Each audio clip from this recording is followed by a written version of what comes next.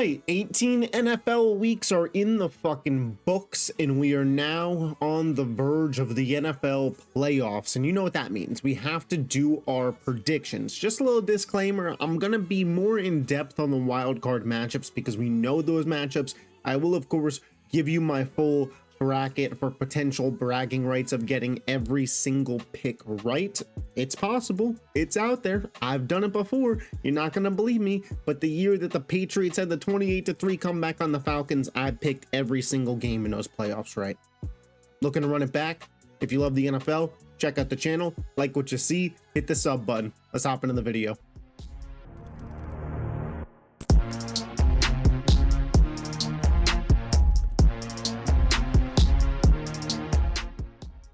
All right, so we're going to start off, of course, on the AFC side of things. The NFL did this funny thing where all three games to open wildcard weekend are AFC games, and all three games to close out wildcard weekend are the NFC games. Makes it easy for me as somebody who is going game by game here. I got my notes up on the side over here, so if you see the head tilted this way, just know I'm getting you guys the absolute facts on these games. So the Chargers travel to Houston, the 4:30 slate. You know the Texans. They're in a playoff game. They're playing 4:30 on Saturday. The Chargers on the road favored by 3 points in this one, meaning if the game was at a neutral site, they'd probably give Chargers -4.5. And if the game was in LA, the Chargers would get -6. So here's the deal. A lot of people have been selling and shorting stock on the Houston Texans. And while I do understand certain concerns for the Texans, they haven't played their best football as of late, and the Chargers have been rolling, and momentum is certainly a thing in the NFL. I do want to shine a light on just how good this Texans defense has been this year, because it is a very solid unit. And for a Chargers team without a lot of stars at the skill position players, Justin Herbert is going to have to do his fair share of work to win this game.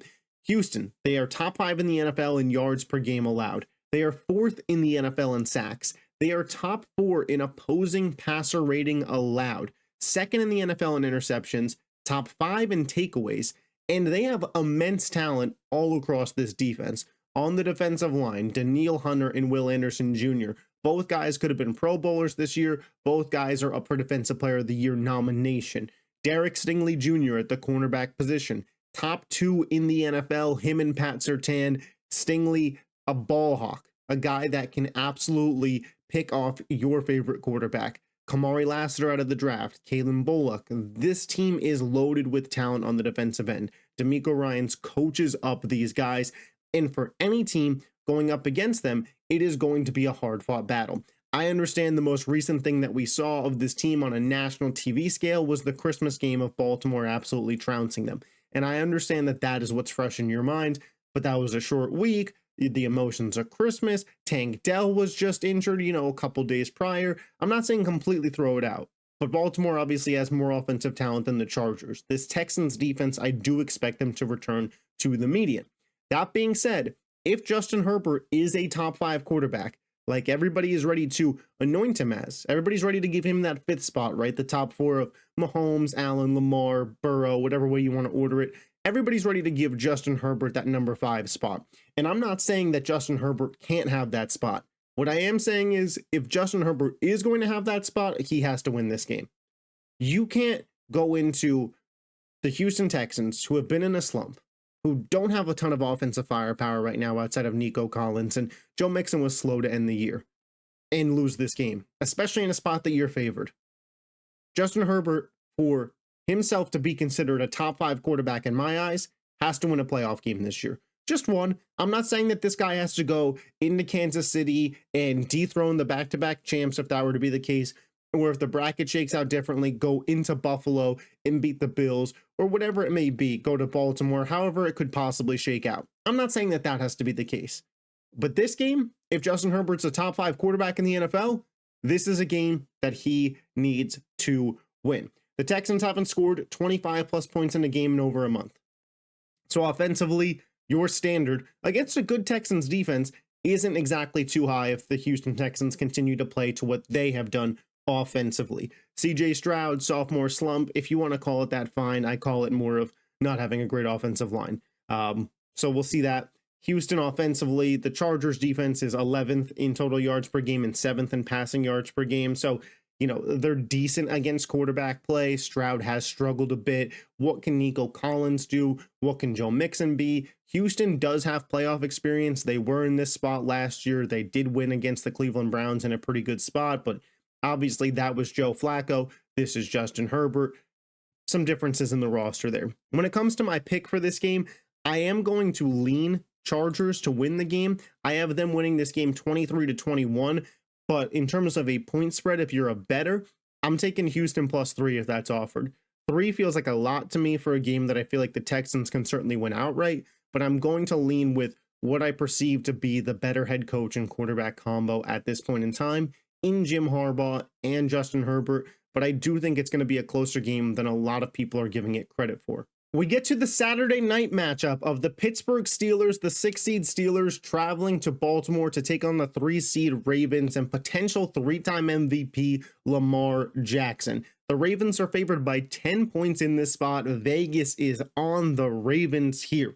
These two teams, they split the season series 1-1, with Pittsburgh winning the first matchup 18-16, and then Baltimore absolutely rolled them in the second one 34-17.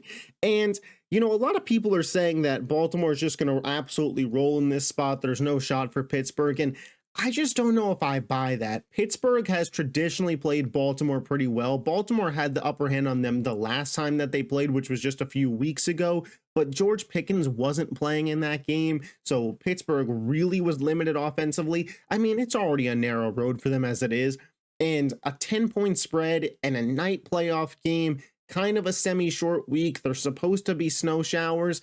That just feels like a lot to me. I'm not saying that, oh, I love Pittsburgh +10, but I don't love Baltimore -10 either. The thing that's going to determine this game is, can Pittsburgh's defense do enough to slow down Baltimore offensively? That is how they beat them in their first matchup this year. 18-16 final score. That is a win for the defense.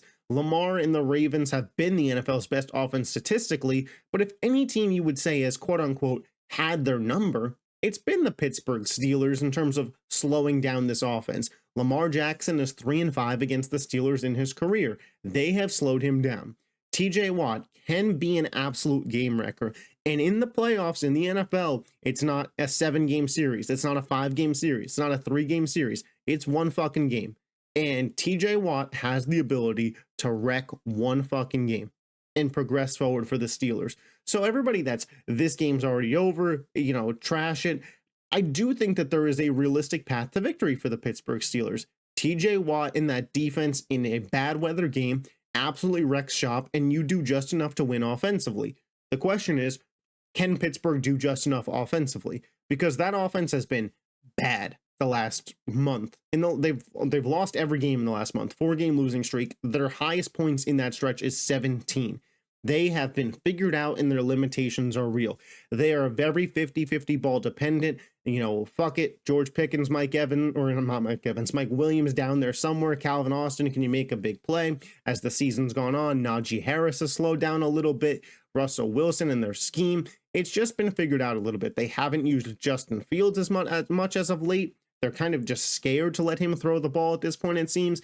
I just don't know what Pittsburgh can do offensively in general. And then you factor in that over the second half of the season, Baltimore has had a top 10 defense in the NFL. Marlon Humphrey is a Defensive Player of the Year candidate. Roquan Smith should be in conversations for the best linebacker in football. Kyle Hamilton might be the best safety in football. Nate Wiggins, the rookie, just had a pick 6 versus Cleveland the other day. Matt Abuke has been playing really well. Kyle Van Noy, in my opinion, was a Pro Bowl snub. Like, the defense for Baltimore has really, really started to figure it out. And I think that is where Pittsburgh's shot to win this game really, really dwindles. If this was the Pittsburgh offense from about a month and a half ago, I would say that this is a lot closer game than it is. But ultimately, with their inability to move the ball, I think that that's going to be their downfall, regardless of what their defense can do. I think the Ravens will be able to move the ball to an extent. I don't think it's this route that everybody's talking about. I do think it's a close game going into the fourth quarter, but give me Baltimore to win 24-16. And lastly, on the AFC side of the wild card round of this bracket, we have the Denver Broncos versus the Buffalo Bills. The Bills are favored by 8.5 points in Buffalo. And The question really is, can the Broncos defense do anything to rattle Josh Allen? He's coming off of a potential MVP season. The guy has been playing lights out football this year. He's limited his turnovers. He's had success on the ground. Can Denver and their defense do anything to stop him? And Denver's got a top-notch defense that a lot of people don't talk about. They led the NFL in sacks by a pretty wide margin, with guys like Bonito and Allen having really, really good seasons. Pair that with the best cornerback in football and Pat Surtain and some other really solid pieces on that defense, and like, you have a puncher's chance to slow down Josh Allen. Now, Buffalo's offense has been absolutely outstanding this year, yet again, by the machine that is Josh Allen. Number 2 in the NFL in points per game at 31 points per game. Josh Allen, of course, potential MVP. We talked about him already. James Cook, man, scored a lot of fucking touchdowns this year. Guy's been absolutely great, and they got a ton of weapons in that receiving game. Amari Cooper, a veteran at this point. Keon Coleman, rookie stud. Khalil Shakur, Ty Johnson, Dalton Kincaid, Dawson Knox, Ray Davis, James Cook in the passing game. Like, you go down that list and it's like, hey, there's like 7 different guys on this Bills team that in a big spot, they could go to for a catch. That makes them very difficult to defend, especially when you have an MVP caliber quarterback like Josh Allen, who, 1, is slinging the ball to them, but 2, if nobody's open, could just go pick up the first down on the ground with his legs and run over your best linebacker because he's that fucking big. Josh Allen in this Bills offense are a real chore to defend. We saw that season in, season out this year against some of the better defenses in this league. You go back to the Kansas City game. The Bills handed Kansas City their only loss this year. Why? Because on 4 downs, they couldn't stop Josh Allen. That's ultimately what decided that game. Buffalo as well has the best turnover differential in the NFL. Playoff games are won and lost by who has the ball more. Time of possession and just possessions in general are huge in the NFL, but it's even more magnified in the playoffs when you have better teams facing off. That's where it's like, Buffalo, are they really susceptible to losing this game to Denver? Because Denver's defense is good, but Buffalo doesn't turn the ball over. And if you're just having an even battle between Bo Nix and Josh Allen, possession for possession, I'm leaning Josh Allen every single time here. It's a little anticlimactic, and I think that Denver had a really solid year. But for me, I'm going Buffalo here. I'm taking the 8.5 points. Give me the Bills to win this game 31-17, which sets up a very fun Bills-Ravens divisional round, and Chiefs-Chargers is pretty cool too. Before we hop into the NFC side of things, I just want to thank you guys for clicking on the video. If you have enjoyed thus far, please hit the like button, and I would suggest leaving a comment too. Both are really good for the algorithm, trying to grow the channel at this point in the season. Obviously, a lot more eyes on the NFL. I would appreciate your guys' support, and if you're not already, hit that subscribe button. Now, we have the Philadelphia Eagles. We are going to go in order of the games here, taking on the Green Bay Packers, the 2 versus the 7 seed. The Eagles are 4.5-point favorites at home. I'm recording this before Jalen Hurts has cleared concussion protocol, but I'm also pretty much sitting here assuming that Jalen Hurts is going to clear concussion protocol. This guy hasn't played a game in about 2.5 weeks. The Eagles have made roster moves like dropping Ian Book, and I'd be shocked if Jalen Hurts didn't clear concussion protocol. I would think if Vegas knew something was up, the Eagles line wouldn't be at -4.5. So my guess is Jalen Hurts clears concussion protocol. Now, Jalen Hurts aside, I think the biggest story of this game will be, what can the Packers offense do against the Eagles defense? The Packers just lost Christian Watson for the year, torn ACL, speedy recovery, prayers for him, but he was their field stretcher. So the field has kind of shrunk for them. Dontavian Wicks has some speed, and so does Jayden Reed, but they like to use Jayden Reed over the middle of the field. Christian Watson was their deep shot guy. Somebody else is obviously going to have to step up, next man up type mentality, but obviously that hurts them. The Packers offense this year was top 5 in the NFL in yards per game, and they averaged 27 points per game. They have a Pro Bowl level running back in Josh Jacobs, and Jayden Reed was a wide receiver who in week 1 when these two teams played, which I'm not putting too much stock in because week 1, Brazil, the teams look a lot different now, but Jayden Reed is the kind of wide receiver that can cook the Philadelphia Eagles. A yak guy over the middle of the field. We've seen Deebo Samuel in his prime do that on occasion. We saw Jayden Reed do it week 1. The Eagles can certainly be susceptible to that. Now, obviously, the Eagles defense this year has been really, really solid. They are number 1 in the NFL. Number 1 in yards per game allowed and 6th in the NFL in takeaways. Jalen Carter having a Pro Bowl season. You can make a case for Zach Bond to be Defensive Player of the Year. You can make a case for Quinyon Mitchell to be Defensive Rookie of the Year. CJ Gardner-Johnson, was he a Pro Bowl snub? Cooper DeJean has really come along. Josh Sweat had a really strong second half of the year. Vic Fangio has this group playing some really, really good football. What can they do to Jordan Love and the Packers offense to rattle them? Jordan Love is susceptible to turning the ball over. Can the Eagles get themselves extra possessions in this game by forcing Jordan Love to commit turnovers? If so, this game could be DOA, dead on arrival, because the Eagles are a team that likes to run the ball, likes to control the clock, and they do that pretty much anyways if both teams have even possessions. If the Eagles win the turnover battle, they'll probably have the ball for 7 to 14 minutes longer than Green Bay in this game. And then each Green Bay possession just becomes so much more valuable and so much more pressure is on it to score. This was one of my big concerns with the Packers going into the season. Everybody said they have 4 wide receiver ones. To me, that screams you have 0 wide receiver ones. Who do they go to in big spots if the game is close? I don't particularly know. The Packers offense has been really, really good throughout the year, but they have struggled against better teams. The Green Bay Packers are 2-5 against playoff teams and 0-5 against the Eagles, Vikings, and Lions combined. Those are the 3 biggest competitors, I would say, in the NFC. And the Packers have struggled against them. Now, can Green Bay's defense slow down Philly's offense?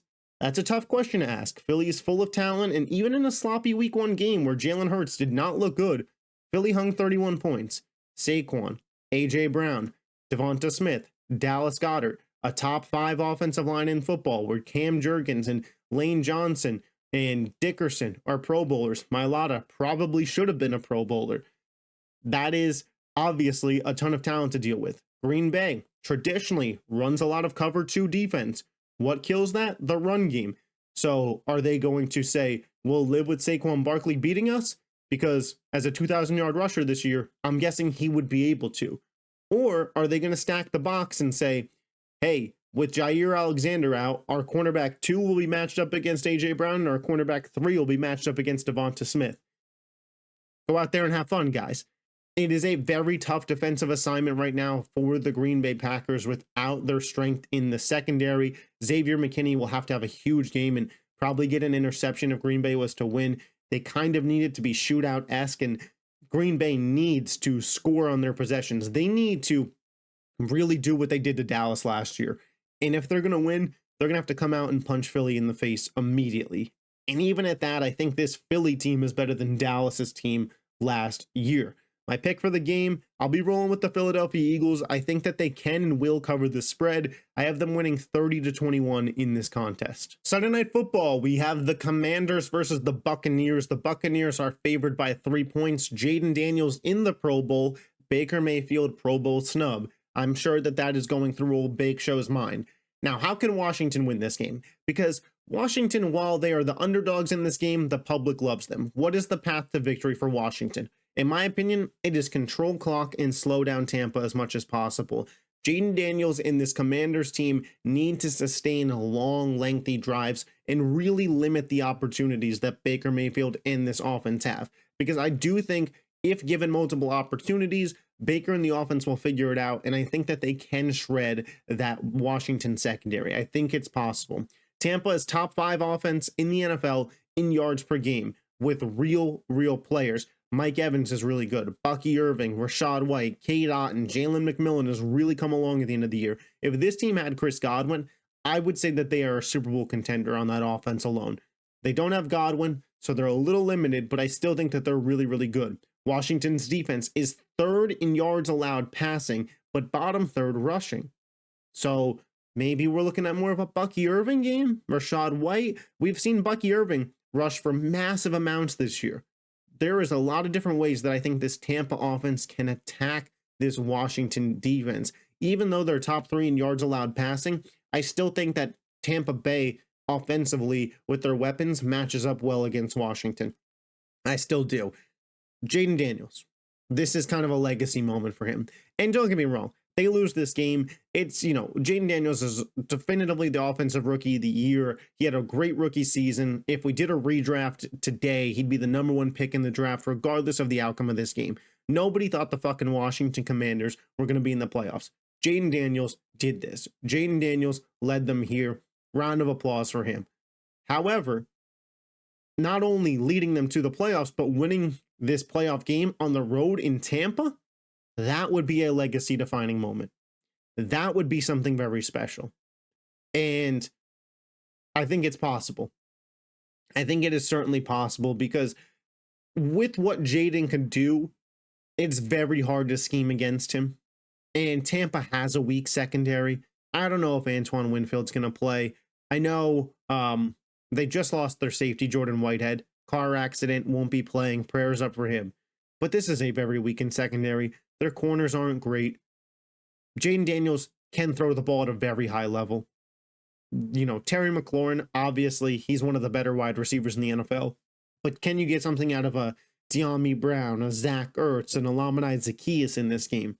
Washington, I think they're in a spot where this offseason, they should prioritize getting another wide receiver to play alongside Tyreek Hill. We know they tried to do that with Brandon Ayuk and it didn't happen. So I respect them for trying, but going into next year, now that you know what you have in Jaden Daniels, you have to get another one. In this spot, though, Jaden's going to have to sit back in the pocket and try and shred up this defense. I think it could be a very similar shootout-esque game to, if you remember, way earlier in the season when the Commanders played the Bengals and that game was all back and forth. I think it could be a very similar spot here. But I do think Antoine Winfield's going to play. And that being said, in this shootout spot, you have a team that hasn't been there in a very long time, a team that is freshly put together versus the Tampa Bay Buccaneers, who under Baker Mayfield will be here in back-to-back seasons, won a playoff game last year. It's their fourth straight divisional title. The coaching staff knows what they're doing. A lot of guys on this defense have been there before. Antoine Winfield stepping up and playing. The chip on Baker's shoulder for not getting the Pro Bowl. I lean the Buccaneers in this spot. I think Tampa Bay wins this game. I have them winning 34-28 in overtime. Or 34-28 in overtime. New overtime rules in the playoffs, so maybe I should have said 35. But you know what? We'll say Washington gets the ball first. They don't score. Tampa Bay scores, walks it off. Mike Evans, tub. And then lastly, for the wild card weekend, we have the LA Rams hosting the Minnesota Vikings. The Vikings are 1.5-point favorites in this game. Obviously, this is a very fun, very exciting matchup, with a big question going into it. Is Sam Darnold going to be seeing ghosts again, or can this guy bounce back? It may be unfair to Sam Darnold, and I was having a conversation with one of my buddies yesterday about should the Vikings pay Sam Darnold, and I said, it depends. What do we get from him in this playoff game? And my buddy said, that's not fair. He proved he could play, won 14 games. And I said, I get it that it's not fair. But if in their two biggest games, Sam Darnold sees ghosts and crumbles and looks like Jet Sam Darnold, how could you give that man $55 million a year, $200 million guaranteed? You couldn't. This is a huge game for Sam Darnold. And I think he needs to win this game and potentially another one to really secure that $50+ million a year contract from the Vikings, because JJ McCarthy is $1 million a year. And you factor in that money, you better believe Darnold is better than McCarthy. And right now, I don't know if they believe that. Obviously, that would be determined by KOC, but this is a huge spot for Sam Darnold. Last week, in the biggest game of his career, he choked. He left like 21 points on the board. The Vikings had the ability to win that football game, and Darnold didn't perform. And again, shout out Aaron Glenn. He was great defensively, but the opportunities were there. Darnold had countless missed throws. Can he bounce back? And with McVay and Stafford on the other side, they'll be ready in this spot, well rested, coming off of a bye week that they gave themselves. As well, I love the KOC versus McVay matchup in this game. You could argue that those are the two best coaches in the NFC if you wanted to. Obviously, KOC comes from the McVay tree. How's that going to work out? Every stat that I looked at for this game basically pointed to the Minnesota Vikings should win. They're a 14 fucking win team, okay? The fact that they're playing in wildcard weekend on the road is insane. They have more wins. They're better offensively. They're better defensively. They led the NFL in forcing turnovers. Brian Flores had a masterclass with his Vikings defense this year. Van Ginkel, Pro Bowl level player. Jonathan Grenard, Pro Bowl level player. Byron Murphy, Pro Bowl level player. This team is loaded. Brian Cashman, linebacker, you don't even know how valuable he is. Guy's an absolute stud. They were so dominant this regular season. But on the other hand, there is the Rams. The Rams offense. Listen, if there's any weakness to the Vikings, it is that they are susceptible to being passed on. Stafford, Puka, Cooper Kupp, Higbee, Demarcus Robinson, Kyron Williams. Those are guys that can get going in the passing game against Minnesota. And we just watched a ton of pressure rattle Sam Darnold. Well, if there's any strength of the Rams defense, it is that they can generate pressure. Potential defensive rookie of the year in Jared Verse, Braden Fisk, a good defensive line. The secondary for the Rams, not great. The secondary for the Detroit Lions, not great right now either. Better than the Rams, but not great. And they were able to stop the Vikings from even getting in the end zone. So I'm not counting out the Rams here in this spot. Also, these two teams played head to head about 2.5 months ago, and the Rams won. So to say that the Rams couldn't do it is silly. But I'm not going to pick them to do it. Listen, I believed in the Vikings a week ago as Super Bowl favorites. I thought that they were going to beat the Lions, and I thought they were going to be the 1 seed. I'm not throwing away everything I thought about this team off of one bad game. Now, Sam Darnold, like I said, has to step up and has to play better, but I think he can. And I think he will in this spot. And I have the Vikings winning 27-24. All right, now as I mentioned, we were going to go in depth on the wild card matchups. Here, I'm just going to kind of give you my early thoughts before seeing these teams play in playoff games, potential injuries. You guys know the deal. We're back in the AFC, Chiefs, Chargers. I think it was a good year for the Chargers, but ultimately a well-rested Kansas City. Patrick Mahomes is the best player in football. Andy Reid's the best head coach. You're going to Arrowhead. I give the Chargers a punching chance, right? Because they've played them twice this year. They've played them close. It's hard to beat a good team 3 times in 1 year. But I think Kansas City's just on another level to the Chargers right now. I think another offseason, and we could have some real serious conversations about this. But as of right now, it's the Chiefs. Bills, Ravens. This is a toss-up of all toss-ups. You have the 2 quarterbacks battling for MVP. You have 2 decently solid defenses. Both teams feel like they have a lot to prove. Both teams really want to go into this matchup and beat Kansas City. Right now, as it stands today, I would pick the Baltimore Ravens. I think Lamar is playing better football than Josh Allen. I think Derrick Henry is playing better football than James Cook. So when it comes to quarterback, running back duo, in a game where, again, controlling possessions, controlling clock, making the most out of possessions is going to matter, I trust Lamar and Henry more. Head coaching battle, Harbaugh, McDermott. I lean Harbaugh. Defense right now, I slightly lean Baltimore. It's a lot of slight leans, but they all add up to me for wanting to pick the Baltimore Ravens to go into Buffalo and get this win.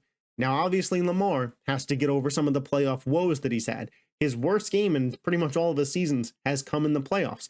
And, maybe it'll be this game, but in this game, the Ravens have pretty much owned the Bills the last couple of years. The way that the I beat you, you beat me, we beat them thing has gone this year was the Ravens dominated the Bills. The Bills beat the Chiefs and the Chiefs beat the Ravens. I'm taking the Ravens to beat the Bills again. On the NFC side of things, Eagles, Buccaneers, I think that the Eagles defense is levels above the Commanders and is able to slow down Baker and that Buccaneers offense. I think this is a matchup where they really miss having a Chris Godwin. And I just don't think that the way that the Buccaneers secondary is right now is built to contain A.J. Brown and Devonta Smith. Now, the Buccaneers and Todd Bowles have had Jalen Hurts and the Eagles number over the past couple of years, but I do think that this is a different look Eagles team, especially with Saquon Barkley in the mix. Give me the Eagles to advance there. Lions, Vikings. Listen, I'm going my gut here. I know it's a crazy pick. It's hard to beat a great team 3 times in 1 year. It's hard to beat a 14-win team 3 times in 1 year. I think the Vikings will get their lick back in this spot. I think if they get that win over the Rams and Sam Darnold's feeling good about himself and they get this matchup again, they won't get those missed opportunities. I truthfully feel like they should have won that game previously on Sunday night. Shout out the Lions. They did what they do. They were great. But I thought that the Vikings beat themselves in that game. So give me an Eagles-Vikings NFC Championship. We head back over to the AFC, Chiefs versus Ravens. This is an AFC Championship a year in the making. Baltimore last year would have, it felt like that was their year. They were the 1 seed in the AFC. Everything went through them. Lamar Jackson won the MVP. The defense was at such a high level. They had, other guys that are now missing in terms of like a Patrick Queen. Their roster was loaded, and Kansas City went into Baltimore and big broed them and beat them. Kansas City on their path to a three-peat right now. On their way to a potential three-peat. Can Baltimore stop them? I'm going to say yes. I think Baltimore gets their lick back. I think Baltimore gets their revenge. I think Lamar Jackson is playing the highest level quarterback play I've ever seen him play right now. And if he were to win the Super Bowl this year, would enter that Mahomes tier. I think Lamar Jackson is playing great. I think having Derrick Henry will force them to not skimp out on the run game. Again, in a similar situation to what I just talked about with Minnesota, I felt like Baltimore somewhat beat themselves last year against Kansas City.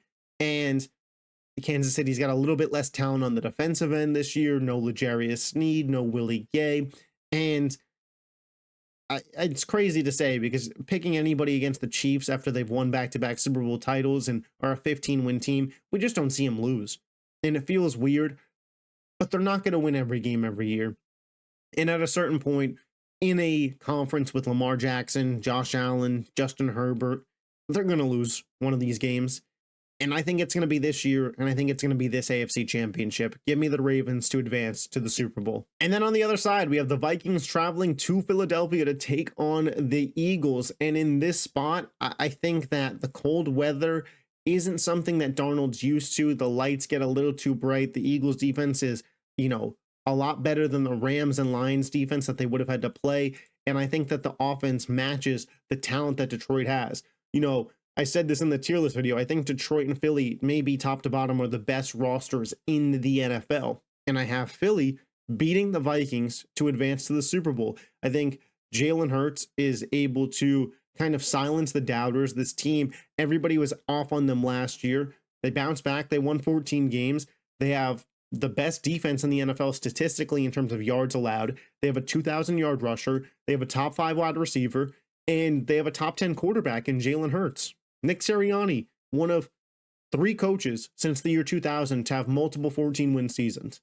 The other 2 are Andy Reid and Bill Belichick. The guy's doing something right over there. Philly advances to the Super Bowl. And then we get a bird bowl of the Ravens versus the Eagles in New Orleans on February 9th. I think that this would be a very fun game. I think it's a game, though, that we did see earlier this year. And I do think that similar to the Pittsburgh Steelers, the Eagles have the personnel to somewhat slow down Lamar Jackson. The linebacker play of Zach Bond and Nakobe Dean will be huge in a Super Bowl here. But Nakobe Dean especially has the speed to really close off that edge on Lamar Jackson. Now, I'm not going to say that he's perfect or by any means, and Lamar will certainly get his, but I think the Eagles have enough talent on that defense to slow things down. Will Zay Flowers be back? I don't know. That could factor into the Bills game pick. Again, that's part of the reason why I said take the rest of this bracket besides wildcard weekend with a grain of salt, but I'm going to give it to you guys for potential bragging rights and on demand. I think Philly wins this game again. Philly did a really, really good job against Baltimore the last time they played. They really controlled the game. They felt like they owned it. I don't have a reason to believe it would be different this time around as things currently stand. Things obviously can change, but give me Philly to win the Super Bowl this year. Is it a homer pick? Maybe. But I still think top to bottom, they are a top 2 at minimum talent roster in the NFL. And I think the bracket could really shake out for them well, being the 2 seed in the NFC, not having to play the Lions. And they won't have to play the Chiefs the way that my bracket went. We'll see how it goes. But with the bracket that I predicted and with the way that I see things going, I think Philly is going to be hoisting that trophy this year. But those are, of course, just my opinions. As always, drop yours in the comment section down below. I really want to hear your guys' wildcard predictions. You could drop your whole bracket if you want, but I am more focused on the wild card because those are the matchups we know. We know what we have going into them. You know, there's going to be additional injuries throughout the playoffs that we'll see how things play out, but I am very, very excited for this year's NFL playoffs. I think we were dealt a very good hand. Maybe we could have gotten the Bengals-Bills round 1 and that would have been more exciting, but otherwise, I can't wait. We have a really phenomenal 5-day stretch of football coming up. This video is probably coming out Thursday, so tonight we will have Notre Dame, Penn State. Tomorrow, Ohio State, Texas. Saturday, the 2 wildcard games. Sunday, the triple header. Monday, the Rams and Vikings game. If you love football, this next fucking 5 days is fucking chef's kiss. Hit that subscribe button. I'll catch you guys next time. Peace.